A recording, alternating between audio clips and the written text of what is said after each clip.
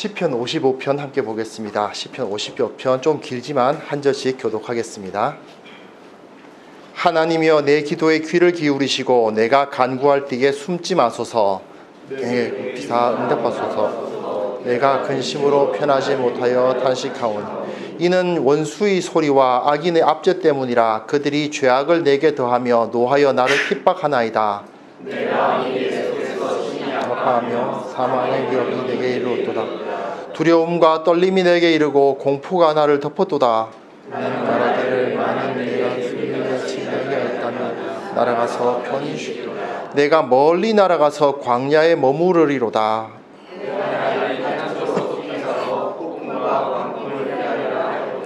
내가 성내에서 강포와 분쟁을 보았사오니 주여 그들을 멸하소서. 그들의 혀를 잘라버리소서.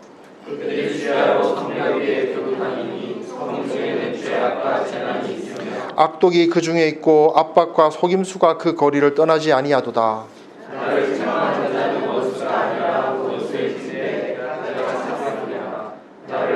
자기를 높이는 자는 나를 미워하는 자가 아니라 미워하는 자일진데 내가 그를 피하여 숨었으리. 그는 곧 너로다. 나의 동료, 나의 친구요, 나의 가까운 친우로다.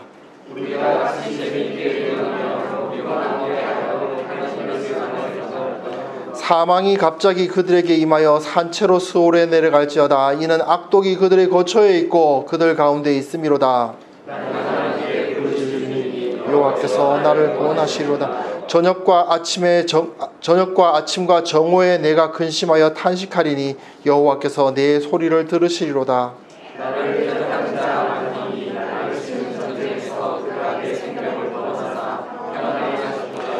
옛부터 계시는 하나님이 들으시고 그들을 낮추시리이다. 그들은 변하지 아니하며 하나님을 경외하지 아니함이니이다.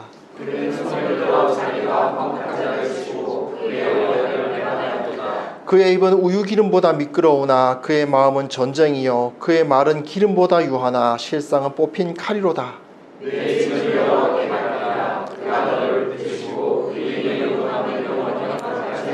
같이 있습니다. 하나님이여 주께서 그들로 파멸의 웅덩이에 빠지게 하시리이다. 피를 흘리게 하며 속이는 자들은 그들의 날에 반도 살지 못할 것이나 나는 주를 의지하리이다. 아멘. 우리가 세상을 살아가면서 많은 어려움과 고통을 겪습니다. 그리고 그 여러 가지 종류 중에서 한 가지를 특별히 상당히 강한 충격으로 다가오는 것 중에 하나가 바로 가까운 사람들로부터 배반을 당했을 때입니다. 이 가깝다는 의미는 그 사람마다 조금씩 다릅니다. 저 사람은 실제로 나를 가깝게 여기지 않았지만 나는 그 사람에게 굉장히 가깝다고 여겼던 그런 경우도 있습니다. 가장 대표적인 것이 이제 어린 친구들이 자기 좋아하는 연예인이 물론 그 사람은 그를 모르죠. 하지만 너무나도 좋아했던 연예인이 갑자기 스캔들을 일으키면서 아니 내가 그렇게 좋아했던 사람이 어떻게 이럴 수가 있나 하면서 굉장히 큰 배신감을 느끼는 경우도 있습니다. 그리고 가깝게 어떤 친한 친구로서 있던 사람이 갑자기 나에게 등을 돌리는 일들도 생길 때가 있습니다. 그리고 이런 경우도 있죠. 정말 가깝고 친했던 사람이 와서는 이제 혹시 돈 좀 있냐 해가지고 내가 여차여차한데 내가 한 달만 딱 쓰고 줄 테니까 꼭 좀 이거 좀 빌려다오. 그렇게 했다가 많이들 아시겠지만 돈도 잃고 사람도 잃는 그런 일이 실제로 우리 삶에서 자주 나타납니다. 사실 그 사람이 나에게 찾아오게 된 정도면 그 돈은 받을 가능성이 거의 없죠. 그 사람이 정말 돈이 그렇게 필요했다면 가장 먼저 어디 갔겠습니까? 은행 갔겠죠. 제1금융권에서 안 된다 그러니까 2금융권 갔을 것이고 그러다가 사채놀이 하는 사람들한테 갔을 것이고 그러다가 결국 나에게까지 왔다면 그 돈 빌려주는 전문가들이 보기에 이 돈은 받을 수 없다고 판단된 것이고 아마 내가 그 돈을 받기는 어려울 것입니다. 그러나 그것 때문에 나에게 가까운 사람이니까 나의 가장 친구니까 정말 나의 살구치같이 가까운 사람이니까 내가 도와줘야지 라고 했다가 결국 그가 원수가 되는 경우도 있습니다. 그뿐만 아닙니다. 신앙의 공동체에서도 이런 일이 가끔 벌어집니다. 정말 내가 이 사람은 함께 신앙을 나눌 만한 사람이었다. 정말 내가 이 사람은 내 마음을 열고 하나님의 나라를 위해서 함께 뛸 만한 사람이었다라고 생각했는데 그 사람이 그만 하나님을 저버리고 또는 신앙인으로서 그렇게 어떻게 저런 일을 할 수 있겠는가 싶은 그런 행동을 하는 모습을 볼 때에 그 배신감을 느끼게 됩니다. 그뿐만 아니고 여러 가지 일들이 있죠. 직장에서 우리를 가장 힘들게 하는 사람이 누구입니까? 회식 자리에 가서 내가 그래도 예수 믿는 사람인데 술도 안 마시고 악한 행동, 악한 문화에 속한 짓 나는 하지 않겠노라 마음을 딱 먹고 들어갔는데 나에게 술을 권하는 그가 나는 신앙 때문에 하나님을 믿는 사람으로서 술은 옳지 않다고 생각합니다. 그러니까 이봐 나도 장로야 했을 때 내가 집사인데 나도 지금 마시고 있는데 이런 말을 했을 때 그야말로 사회 초년생들에게는 큰 충격과 배신감을 느끼게 됩니다. 특히 그 사람이 교회에서는 어떻게 행동했는가를 알았을 때 더 그렇죠. 그런 일들이 실제로는 많이 벌어집니다. 여러 가지 상태의 가깝다고 느꼈던 사람이 나를 배반하는 일들이 벌어지는데 오늘 본문에 12절부터 한번 보시면요. 바로 이 시편 기자가 그 문제 때문에 고민하고 있음을 알 수 있습니다. 나를 책망하는 자는 원수가 아니라 원수일진데 내가 참았으리라. 나를 대하여 자기를 높이는 자는 나를 미워하는 자가 아니라 나의 대적이 아니었다. 나의 대적이었을진데 내가 그를 피하여 숨었으리라. 그는 곧 너로다. 네가 어떻게 그런 뜻입니다. 나의 동료, 나의 친구요, 나의 가까운 친으로다. 어떤 친구였느냐? 우리가 같이 재미있게 의논하며 무리와 함께하여 하나님의 집 안에서 다녔도다. 이 사람은 아마도 제사장이었을 것 같습니다. 많은 사람이 주님께 제사를 드리기 위해서 모였고 그 앞에서 가르쳤던 동료 중에 한 명이 자기를 배반했습니다. 하나님을 배반했습니다. 많은 무리들 앞에서 함께 성전에서 하나님을 섬겼고 함께 논의했습니다. 재미있게 의논했습니다. 이 말은 무엇이냐면 신학적 논의를 했다는 거죠. 성경에서 어떤 말이 나와 있고 이 사람들을 어떻게 섬길 것이며 하는 것을 이야기하면서 그 재미있게 의논하며 무리와 함께 하나님의 집 안에서 이런저런 일을 했던 네가 나에게 이런 행동을 하다니. 하나님을 배반하고 또한 하나님의 신실한 자를 배반하는 행동을 했을 때 이 사람이 느끼는 고통이 1절부터 나오고 있습니다. 이 사람이 이런 문제를 하나님 앞에 내놓는데 그런데 그때 느껴지는 감정이 이런 것입니다. 1절에 보시면요. 내 기도에 귀를 기울이시고 내가 간구할 때에 숨지 마소서. 내게 굽히사 응답하소서. 내가 근심으로 편하지 못하여 탄식하오니 이는 원수의 소리와 악인의 압제 때문이라. 원수의 소리와 악인의 압제가 나에게 주어지고 저들이 나를 핍박하고 하는데 그런 상황에서 사망의 위협이 나에게 이르고 있는데 그때 이 사람이 기도하는 첫 번째 말이 뭐냐면 숨지 마소서입니다. 숨지 마소서. 내게서 숨지 마소서. 왜요? 하나님이 멀게 느껴집니다.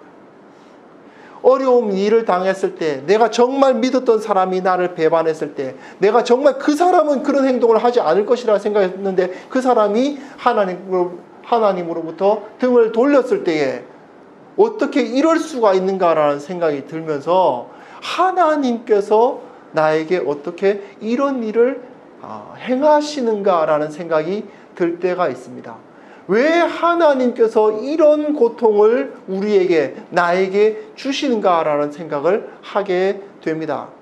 정말 믿었던 목사가 정말 그 믿었던 교회의 직분자가 그 교회에서 그 교회 기둥과도 같았던 사람이 갑자기 그가 하나님을 저버리는 모습을 행할 때에 저 사람은 그렇게 하지 않을 거라고 철두철미하게 믿었는데 그 사람이 그만 세상 사람들도 하지 않을 것 같은 악을 저지르는 것을 목격했을 때에 우리는 갑자기 하나님께서 멀리 떠나시는 것처럼 느껴질 때가 있습니다.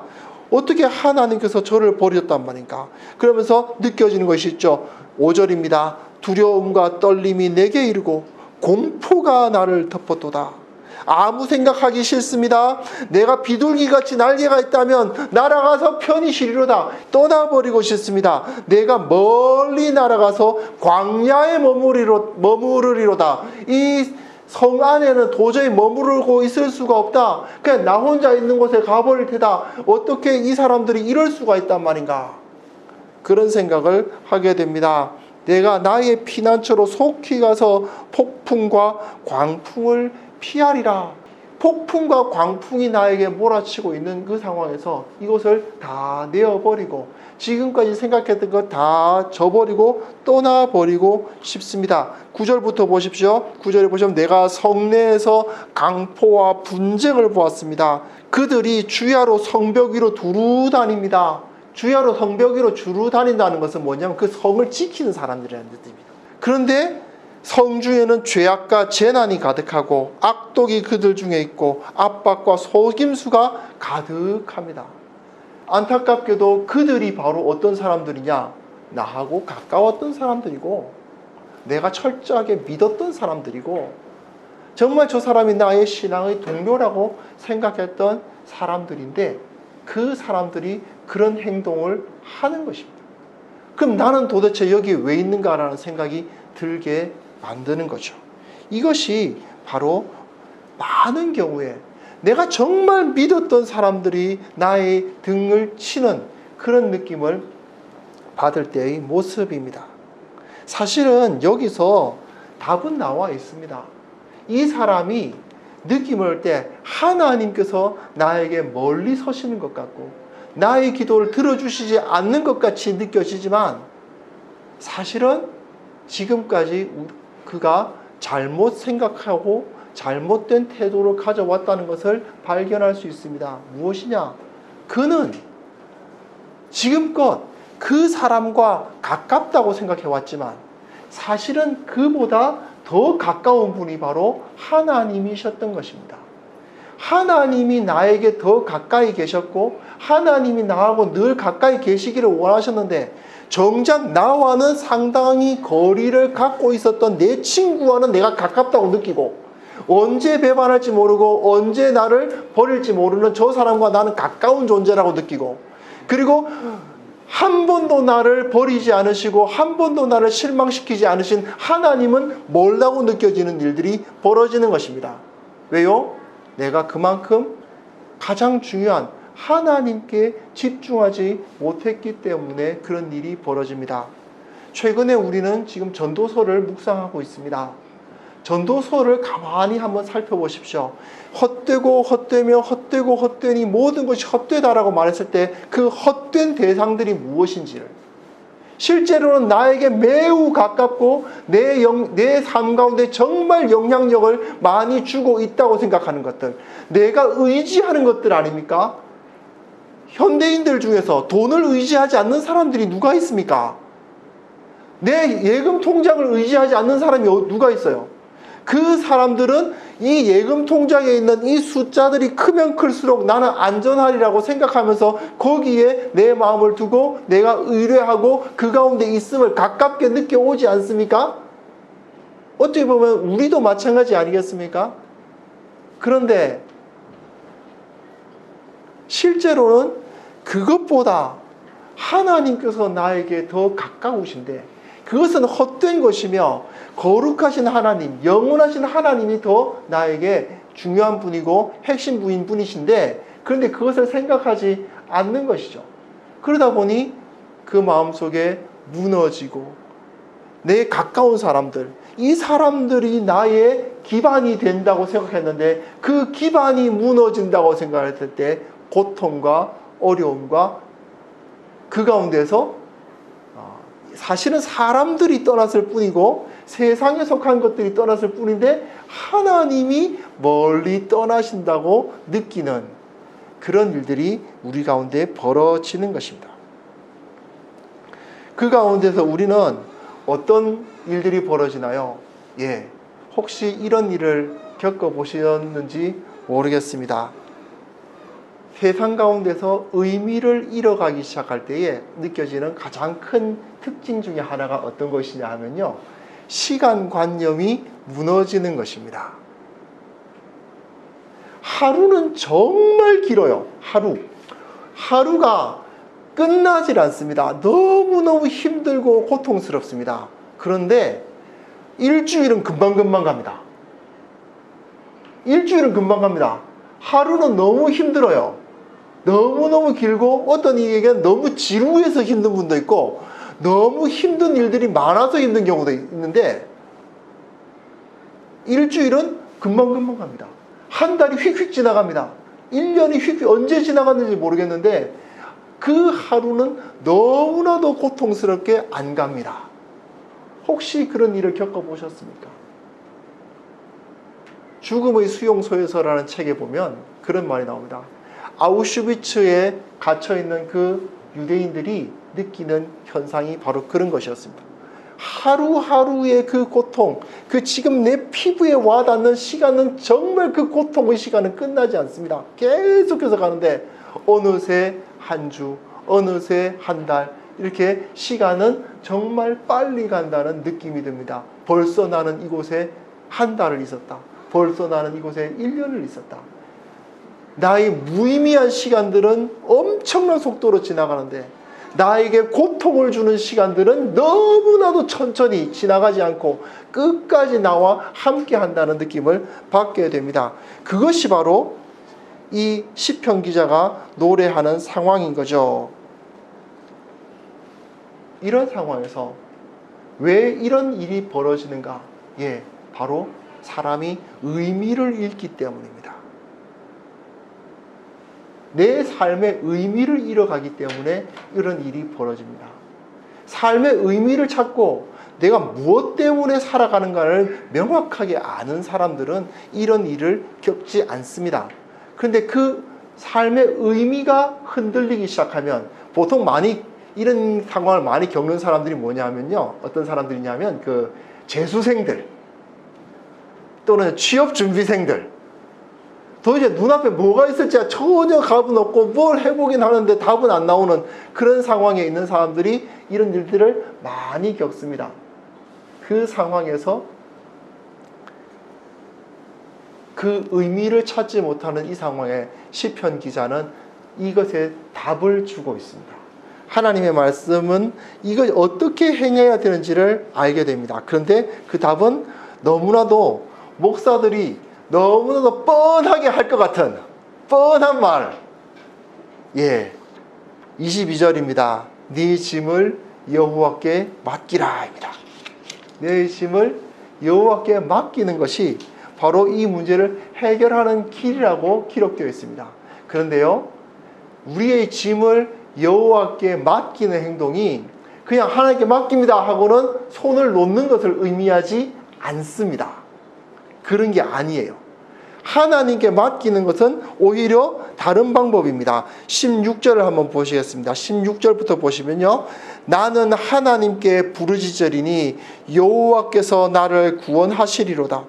저녁과 아침과 정오에 내가 근심하여 탄식하리니 여호와께서 내 소리를 들으시리로다. 저녁과 아침과 정오에, 이것은요 우리식으로 말하면 아침과 정오와 저녁에 라는 뜻입니다. 왜냐하면 유대인들은 저녁부터 하루가 시작되거든요. 그러니까 저녁과 아침과 정오, 그리고 다시 저녁이 오면 다음 하루가 시작돼요. 그러다 보니까 저녁과 아침과 정오에 라는 말을 쓰는데, 나의 시시때때로 하나님께 부르짖는 것을 계속 하겠다는 이야기입니다. 이 사람은 지금까지 무엇을 자신의 의미로 생각하면서 살았는가? 하나님을 섬기는 것을 자신의 의미로 생각하며 살았습니다. 보기에도 이 사람은 원래 제사장이었던 것 같습니다.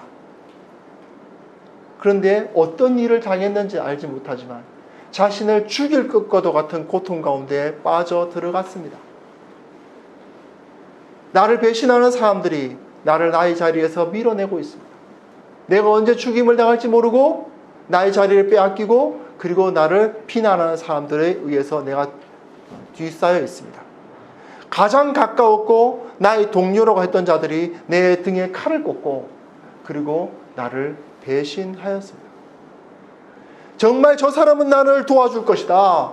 정말 저 사람은 내 옆에서 나의 동료가 되어줄 것이다. 나의 힘이 되어줄 것이라고 생각했던 사람들이 나를 떠나는 일들이 벌어졌습니다. 그 상황에서 이 사람은 제사장으로서 행했던 일들을 계속하고 있는 것입니다. 제사장들은 정해진 시간에 상번제를 드리고 정해진 시간에 그 기도를 행했습니다.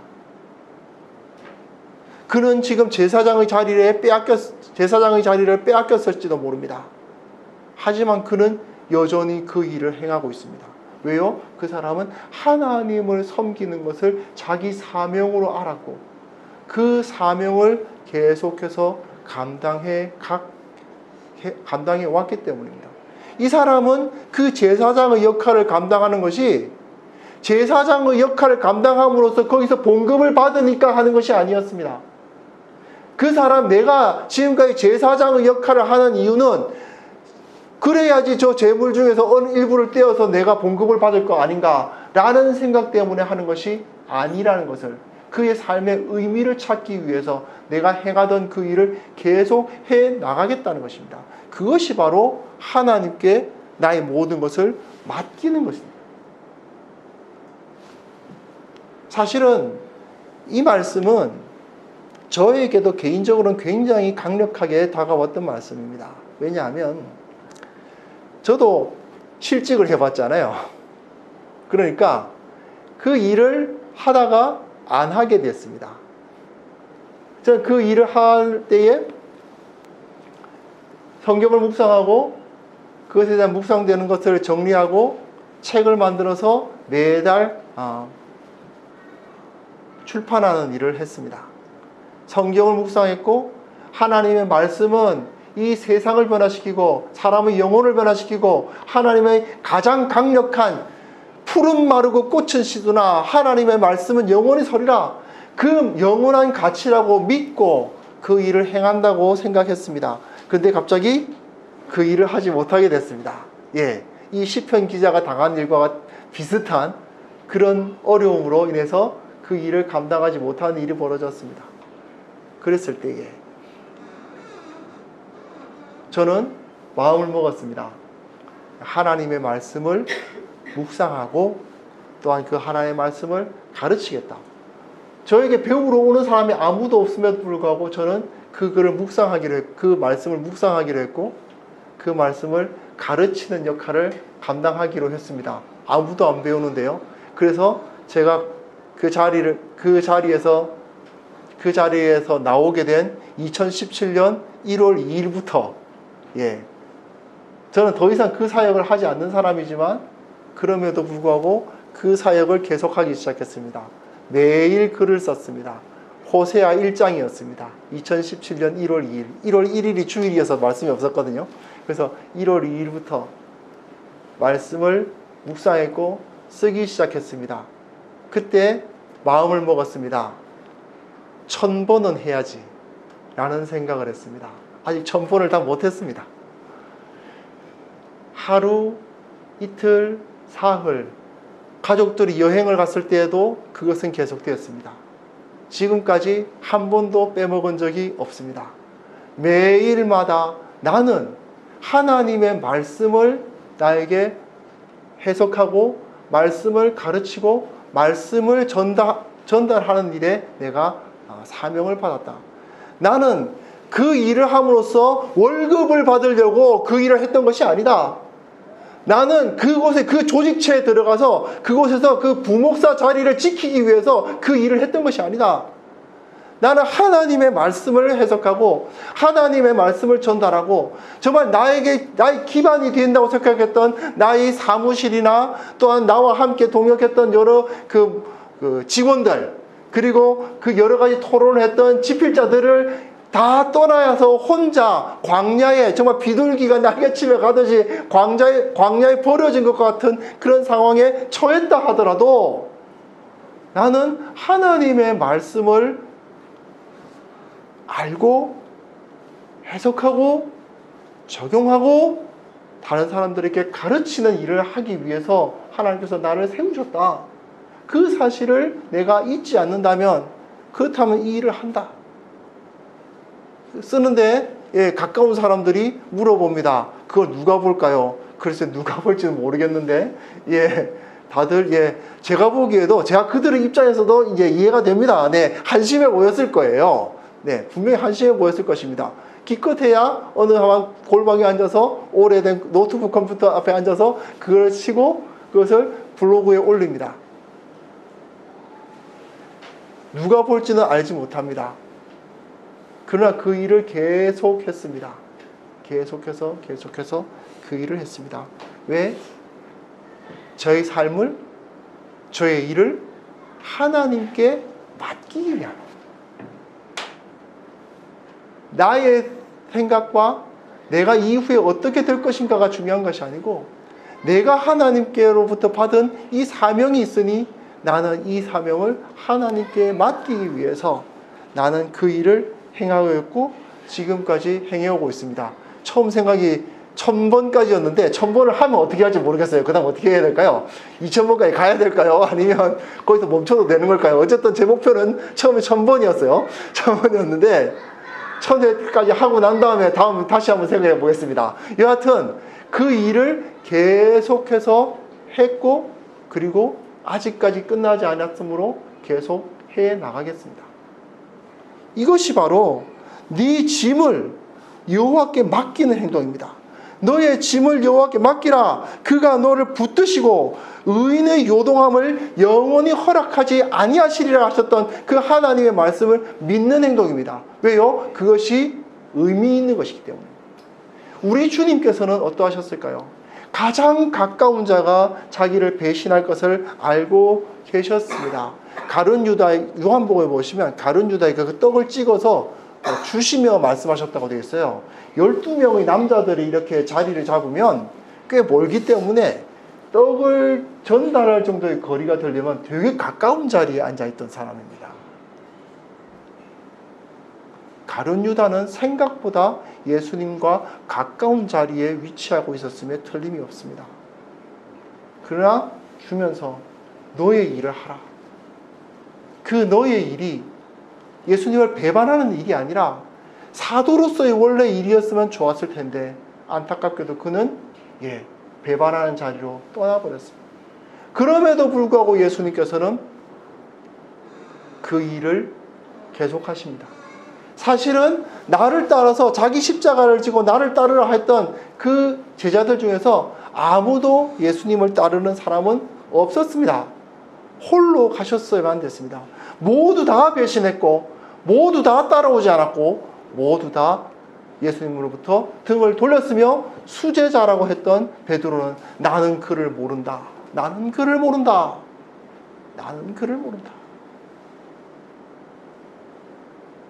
그 배신을 당하시면서도 그분은 원래 맡으셨던 그 사명을 향해서 그 십자가의 길을 포기하지 않으시고 그 길을 가셨습니다.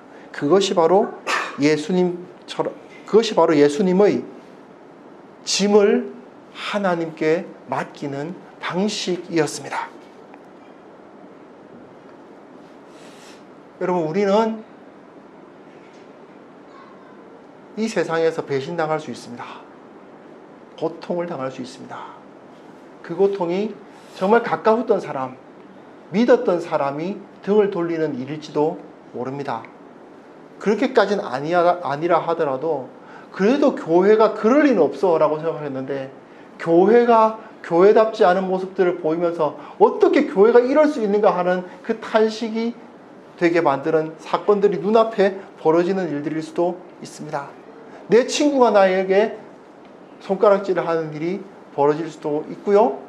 정말 내가 믿고 맡겼던 사람들이 나를 배신하는 일이 벌어질 수도 있습니다.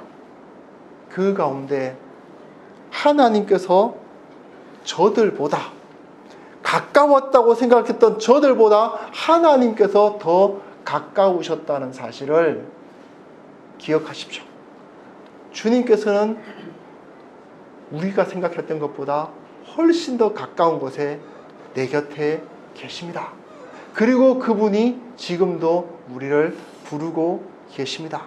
지금도 그분이 우리를 붙잡고 계시고 우리의 기도를 듣고 계십니다. 18절 19절 보시면 나를 대적하는 자 많더니 나를 치는 전쟁에서 그가 내 생명을 구원하사 평안하게 하셨도다. 옛부터 계시는 하나님, 옛부터 계시던 하나님, 언제나 계시던 그 전부터 나에게 계셨던 그 하나님이 들으시고 그들을 낮추시리다. 나의 대적들은 우리 주님에 의해서 낮춤을 당하실 것이고 우리 주님은 나를 구원하시고 나를 높여 주실 것입니다. 이 사실을 우리가 온전히 확신할 수 있기를 바랍니다. 주님을 바라봅시다. 뻔한 이야기처럼 들릴 수 있고 늘 목사들 사이에서 늘 하는 이야기처럼 들릴 수 있지만 그러나 이것은 정답입니다. 그 모든 것 가운데 주님께서 함께 하신다는 사실을 잊지 마십시오. 그리고 무엇보다도 주님께서 내게 맡겨주신 그 사명이 어디에 있는지를 분명히 깨달아 아시기 바랍니다.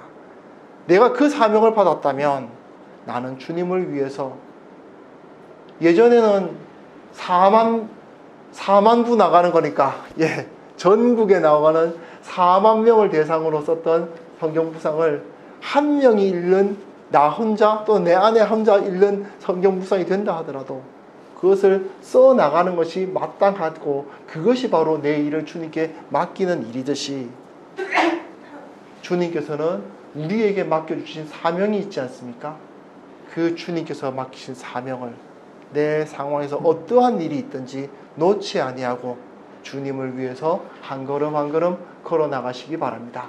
그때에 반드시 주님께서 우리를 기쁘게 하시고 우리를 높이시고 우리를 구원하실 것을 믿습니다. 이 시간 함께 우리의 삶을 통해서 잠깐 기도하고 그리고 우리 교회를 위해서도 잠깐 기도할 수 있었으면 좋겠습니다. 함께 기도하겠습니다.